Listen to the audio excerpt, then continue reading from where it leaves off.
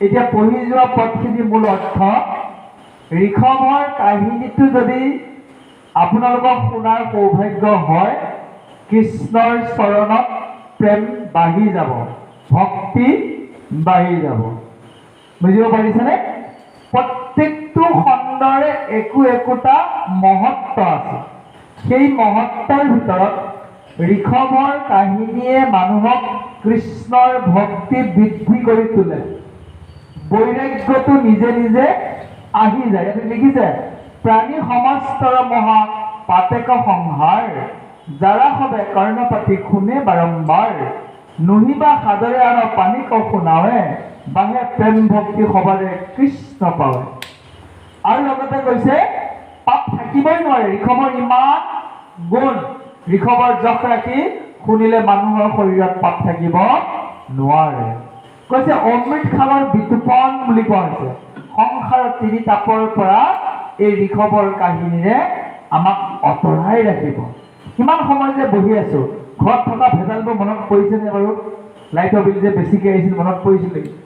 কৰিহে আপুনি দিগদাৰ কৰিছে দিয়ক বোলে। জয় কৃষ্ণ।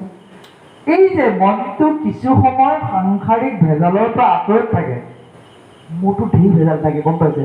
মই একো নাভাবো, গম পাইছেনে? এনেকুৱা এটা দগধা হৈ গলো, যি হয় হৈ থাকক, হৈ থাকিব। বেছি কৈছে নহয়, হ'ব যা, হৈ থাকিব। জয় কটাক্ষয় নকৰা হলো। আগতে কিবা এটা সমস্যা হলে ইছৰাম কেনেকে সমাধান কৰিম, এইটোৱে মোক অমুক কৰিব নেকি, তমুক, বহুত টেনচন। পিছত মই দেখিলো যে যদি ভগৱন্তই দায়িত্ব লয়, এইবিলাক একো অৰ্থই নাই। কিন্তু সেইটোহে মোৰ ভয় লাগে, ক'ৰবাত জানোচা কৃষ্ণৰ সেৱাৰ পৰা বঞ্চিত হম।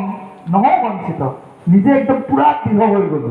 যিমান ধুমুহা বতাহ নহওক, যিমান সমস্যা নহওক, প্ৰভু ভগৱন্তৰ হৃদয়ত চিন্তাৰ বাহিৰে বেলেগ কামৰ প্ৰতি ইমান ধান্দাই নাই। ক'ৰবাত বহুত টোপনি ক্ষতি হ'লে, খুব টোপনি লাগি থাকে নহয়, সিদিনাখন ভয় খাই থাকো, আজি কৃষ্ণক চিন্তা নকৰাকৈ শুব লাগিব নেকি। হেঁচা মাৰি থাকে টোপনিয়ে, থিয় হৈ থাকোঁতেই টোপনি লাগি থাকে। আকৌ বাগৰিলেও গম পাওঁ নাই, অকণমান চিন্তা কৰিহে তেওঁক অৰ্পণ কৰিয়ে টোপনি যাব। অৰ্থাৎ যিটো কৃষ্ণৰ প্ৰতি দৃঢ় প্ৰেম, সেইটো বাঢ়ি যাব বুলি কৈছে। আকৌ উল্লেখ কৰিছে, যদি বোলে মুকুতিকে দুৰ্লভ লোকৰ, ভগতিকে অনায়াসে দেখে নিৰন্তৰ, মুখ্যটো অধিক ভক্তি জানিবা নিশ্চিত, ইহাৰ উত্তৰ শুনা আৱে পৰীক্ষিত। হে পৰীক্ষিত, তোমাক আৰু এটা কথা মই বুজাই দিছো, শুনা। যাদৱ বংশৰ, পাণ্ডৱ বংশৰ ভাগ্য চোৱা, স্বয়ং শ্ৰীকৃষ্ণক সদায় লগ পাই আছে। ৰাস মন্দিৰৰ ভাগৱতৰ ভক্তক ভাগ্যখন চাওক, দেওবাৰে দেওবাৰে ভাগৱত পাই আছে। জয় কৃষ্ণ। একে কথা নহয়নে? যাদৱ বংশই, পাণ্ডৱ বংশই কৃষ্ণক পাই আছে, ৰাস মন্দিৰৰ ভকতখিনিয়ে দেওবাৰে ভাগৱত পাই আছে। ইটো কম সৌভাগ্য নহয়? কিমানবোৰ দেওবাৰ আগতে অথলে গৈছে, চিন্তা কৰক। কিমান জেগাত ভাগৱত হোৱাই নাই, বিচাৰি আছে কোনোবাই, সাধু সংযোগ কৰিব পৰা নাই। আমি গৈ গৈ যদি এক মন হৈ উঠো, চাবলৈ এক বেটেৰী টৰ্চ এটা কিমান দূৰলৈ পোহৰ যায়? বেছি নাযায়। 2 বেটেৰীটো অলপ বেছি যায়, 3 বেটেৰী, 5 বেটেৰী আৰু বেছি যায়। আমি গোটেই ৰাস মন্দিৰৰ ভকতবোৰ এটা এটা বেটেৰী বুলি ধৰিছো। দীঘল টৰ্চ এটাত যদি ভৰাই লৈ চুইচ দিব, কিমান দূৰলৈ পোহৰ যাব। ঠিক সেইদৰে আমি যেতিয়া এক মন, এক প্ৰাণ, এক আদৰ্শ হম, পৃথিৱীত বিৰল ঘটনা হব। এবাৰ জয় কৃষ্ণ কওক, জয় কৃষ্ণ। যেতিয়া বাহিৰত গম পাওঁ, বাঁহৰ ৰাস মন্দিৰৰ ভকত চব এক ছাতি নিৰামিষ হ'ল। কথাটো কৈছো, চেপে কোনে আছে যদি লাহে লাহে হৈ থাকিব আৰু, বোলে এক কৃষ্ণ ভক্ত হ'ল। কথা এটা কৈছো, একদম ভাগৱতৰ প্ৰতি মানুহৰ প্ৰেম বাঢ়ি গ'ল। মুখত বোলে জয় কৃষ্ণ থাকেই, থাকেই। কিছু কিছু আমাৰ মিল আছে, 2 এটাহে ইফাল সিফাল আছে, তাকে অকণমান গঢ়ি পিটি ল'ম আৰু বৈকুণ্ঠত নেকি। জয় কৃষ্ণ। এইটোকে ভক্তি বুলি কোৱা হৈছে।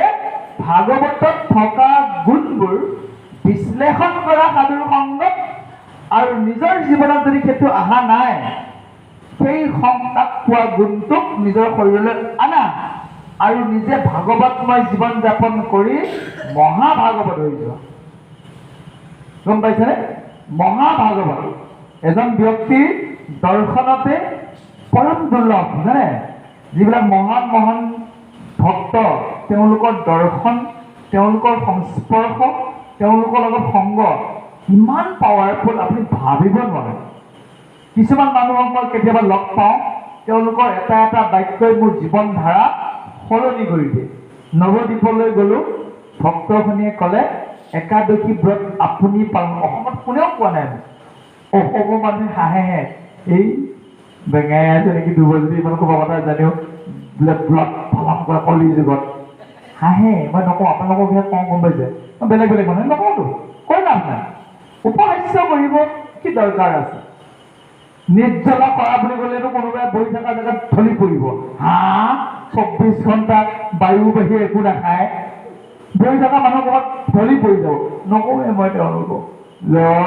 তাৰমানে উপযুক্ত পাত্ৰত কথাটো ক'ব।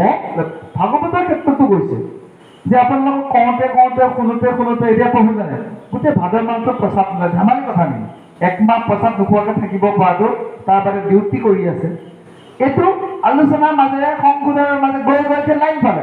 আহিনৰ 1 তাৰিখেহে আমি গম পাওঁ 1 মাহ প্ৰসাদ নোখোৱাৰ মহিমা কি, তাকত কি। গোটেই বছৰটোৰ বাবে একদম ডাইজেষ্টিভ পাৱাৰ ষ্ট্ৰং হৈ যায়। এই যে একাদশী ব্ৰত পালন কৰোঁ, ভোকৰ পৰিমাণটো বহুত বাঢ়ি যায়, গম পাইছে? কষ্টই নকৰোঁ, একে জেগাতে বহি থাকোঁ, কথা কৈ থাকোঁ। যে বৈশ্বানৰক অৰ্থাৎ উদৰাগ্নিক উদ্গীৰণ কৰিবলৈ হ'লে তাকতো এটা এনাৰ্জি লাগিব, হয়নে? সেইটো কিহে কৰিছে? ৰঘুনে ব্ৰতে কৰিছে। বাৰু যা নহওক, অতি সুন্দৰভাৱে কৈছে যাদৱ পাণ্ডৱ বংশৰ ভাগ্যৱন্ত হৰিক ঘৰতে পাইছিল, কেতিয়াবা দূত কৰি পঠাইছিল, কেতিয়াবা সাৰথি হৈছিল। কিমান যে সৌভাগ্যৰ, আমিও সৌভাগ্য। প্ৰভু ভগৱন্তৰ কথাবোৰ সপ্তাহত এদিন হ'লেও শ্ৰৱণ কৰিছোঁ, ভক্তগণ লগ হৈছোঁ, ইওতো সৌভাগ্য। কেতিয়াবা আহিব নোৱাৰি 5 মাহমান বেমাৰত পৰি থাকিলে গম পাম ভকতৰ সংগ সোৱাদ কেনেকৈ, ঈশ্বৰে নকওক আৰু নহওক, কথাটো কৈছোঁ হয়নে? বাপৰে বাপ, ভাবিব নোৱাৰি যে ভকত নেদেখাকৈ থাকিম। চেলেং গামোচা এইবিলাকৰ সৌন্দৰ্য, এইবিলাক আপোনালোকে দেখাহে নাই সৌন্দৰ্যটো। আমি আমাৰ চকুত সদায় পৰি থাকে, এক ছাতি হৈ থাকে। কিছুমান জেগাত গোটেই মহিলা একদম চেলেং লৈ উৰণি ল'ব, চেলেঙেৰে একদম গামোচাখন ল'ব, দৃশ্যই বেলেগ হৈ থাকে। ইফালে পুৰুষসকল থাকিব, ইফালে মহিলাসকল থাকিব। এইবিলাক যিবিলাক দৃশ্য আমাৰ মগজুত এইবিলাক ভাঙি থাকে, সেইবিলাক দৃশ্যৰ পৰা আঁতৰি থাকিব লগাটো কিমান দুখজনক হ'ব। কাণ দুখনে কৃষ্ণ কথা অমৃত পান নকৰিলে কিমান কষ্ট হ'ব। এতিয়া আমাৰ এটা কৈ থকা অভ্যাস, আগতে মাইক্ৰফোনটো দিলে মই 4বাৰমান পেচাব কৰিব যাওঁ, জয় কৃষ্ণ। মোৰ ফলত ভাষণ দিয়া পৰিল, গম পায় আৰু এই আজি ধুবজুতি গৈ আছে উৰিল আৰু কথাটো কওঁতে, নামটো কওঁতে মোৰ একদম ঠক ঠক ঠককৈ কপা আৰম্ভ কৰি পিছত গৈ কথাই নোলায়। ভগৱানক এপ্লিকেশ্যন দিছিলোঁ, প্ৰভু কি ইমান ভয়টো দিছা, অকণমান সহায় কৰিবাচোন। এতিয়া এনেকুৱা হ'ল মাইক্ৰফোন পোৱাৰ পিছত কেতিয়াবা ষ্টপ ক'ব লগা, ৰ'ব জয় কৃষ্ণ। এইটো চব তেওঁৰ কৃপা। প্ৰত্যেকৰে হৃদয়ত অফুৰন্ত কথাৰ ভাণ্ডাৰ আছে। আপোনালোক প্ৰত্যেকে একো একোজন বিশাল জ্ঞানৰ অধিকাৰী, ডাঙৰ ডাঙৰ ভাগৱত বক্তা। আপোনালোক নন ফৰ্মেল চাবচোন, আপোনাক কোনোবাই কথাত পায় নেকি? কিবা এটা খণ্ড ওলাওকচোন, আপুনি দেখোন ভালকৈ কয়। ফৰ্মেলি ক'বলৈ অভ্যাস কৰা নাই। এইটো অভ্যাস কেতিয়াবা কৰিব, কেনেকৈ কৰিব মই বুজাই দিছোঁ। ঘৰতে সন্মুখত মানুহ আছে বুলি ধৰি ল'ব, দৰ্জাখন জপাই ল'ব।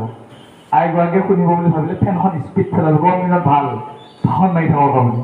ভাগৱতক প্ৰথম স্কন্ধটো উলিয়াই লওক টেবুলত, দৰমাত এয়া হেৰি নহয়, ইয়াত দেখিলাই নহয় বিয়াখন গালি দিছে নাৰদে, নাৰদৰ বদতি শুনা মহামণি বিয়া তুমি শেষ কৰিলা জগতকে না সভাষা দিৱান শুনকচোন, ইয়াত সেই লিখিলে ভাগৱত, তেওঁকে গালি দিছে। এনেই কৰি থাকক, অতি উপায় নাপালে পুতলা কেইটামান কিনি লৈ আহিব, বক্তা হৈ যাব। শ্ৰৱণ কীৰ্তনেই যদি মূল বস্তু, যে য'ত আমি ভকত একেলগে 5জন লগ হৈ আমি কৃষ্ণ কথা নাপাতোঁ কিয়? মই একেলগে ব্যাখ্যা কালখিনি বহিলে মই লগ হ'ব ভয় কৰোঁ, গম পায়? গাড়ীত মনে মনে বহি থাকোঁগৈ। ইফালে ব্যাখ্যা চলি থাকোঁতে এবাৰ কথা নাপাতিবা, পিছফালে গৈ ব্যাখ্যা কাল সবাই কথা পাতি থাকে, জয় কৃষ্ণ। এইমাত্ৰ কৈ গৈ আছোঁ, আপোনালোকে শ্ৰদ্ধাৰে শ্ৰৱণ কৰক। ভাগৱতত থকা সময়ত কথা পাতিলে কামত অমুক সোমাব কৈ যাওঁ, তাৰপৰা নামি গৈয়ে যদি তাত মই এবকলাপ পাতি থাকোঁ, তে মানুহবিলাকে কি বুলি ভাবিব বাৰু? মই লোক তালাকে গৈ গাড়ীখনতে বহিলে তাতে উপায় নাই। তাৰমানে আমি কেতিয়াবা কৈ থাকোঁ কিবা কাৰ্যৰে কৰিব, এইটো কিন্তু হ'ব নালাগে। শাস্ত্ৰই সিদ্ধান্ত দিছে যেতিয়া আপুনি ভাগৱতৰ বক্তা হৈ যাব, আপোনাৰ কথাবোৰ কওঁ লাগি থাকিব। ক'ৰবাত কোনোবা বক্তাই মিছ কৰি থাকে, আমাৰ এনেকুৱা মনটো দুখে, ইচ্ছা ইমান ধুনীয়া কথাটো ওলাই আছে, ব্যাখ্যা আজি হৈছিল এজনে ব্যাখ্যা কৰি আছে, নৰকৰ বৰ্ণনা চলি আছে, মানুহখিনিক নৰকৰ বিষয়ে ক'ব লাগে, তেহে ভয় খাব, নকয় এতিয়া পদ বাতি আছে মোৰ ডাঙৰ কথা। লাগতিয়াল কথাটোত জোৰ দিব লাগিব। চাবচোন কেতিয়াবা ডাঙৰ মানুহবিলাকে ভাষণ লিখি আনি লাগতিয়াল কথাবিলাক কি কৰি থয়, ধুনীয়াকৈ ব্ৰাইট কৰি থয়, দৃষ্টিগোচৰ হোৱাকৈ থৈ দিয়ে। তাৰ কাৰণ কি? তেখেতক ষ্ট্ৰেছ দিব লাগে। এতিয়া যে ব্যাখ্যা কৰি গৈ আছোঁ, প্ৰতিটো পদ ব্যাখ্যা কৰা নাই, তাত লাগতিয়ালটো আপোনালোকৰ নিমিত্তে যিটো প্ৰয়োজন হৈ আছে সেইটো ব্যাখ্যা কৰা গৈ আছে। বুজিব পাৰিছেনে? লাগতিয়াল কথাবোৰত গুৰুত্ব দিব। আপোনাৰ মোৰ জীৱনত লাগতিয়াল কথা কি? কৃষ্ণ কথা। লাগতিয়াল কথা কি? কৃষ্ণৰ শ্লোক, কৃষ্ণৰ পদ, সেইবোৰত গুৰুত্ব দিয়ক। তেতিয়া কৈছে জীৱন ততে ভক্তিৰ মাধ্যমেৰে এজন ব্যক্তি ভক্তিৰ উচ্চ শিখৰলৈ যাবলৈ সক্ষম হ'ব। কৃষ্ণক ডাইৰেক্ট লগ পালেও, প্ৰত্যক্ষভাৱে লগ পালেও সপ্ৰেম ভক্তি যে ভক্তি হ'ব। সপ্ৰেম ভক্তি হৈছে শুনা আৰু গোৱা। সেইকাৰণে কৈছে সৰ্বশ্ৰেষ্ঠ দিছে শ্ৰৱণত।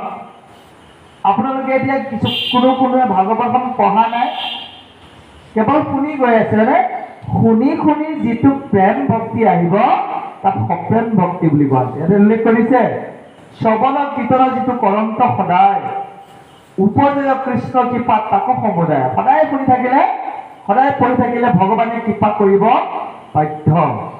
আনক সাধনাত প্ৰেম ভকতি নোপোজে, এহি শুনি মহন্তে শ্ৰৱণ পথে ভজে। বেলেগ সাধনাত প্ৰেম ভক্তি নাহে, কেৱল শুনি পেলাই। যে পৰীক্ষিতে কেৱল শুনিছিল, শুনি ভগৱানৰ প্ৰতি তেওঁ প্ৰেম বাঢ়ি গৈছিল, সপ্ৰেম ভাগৱতী।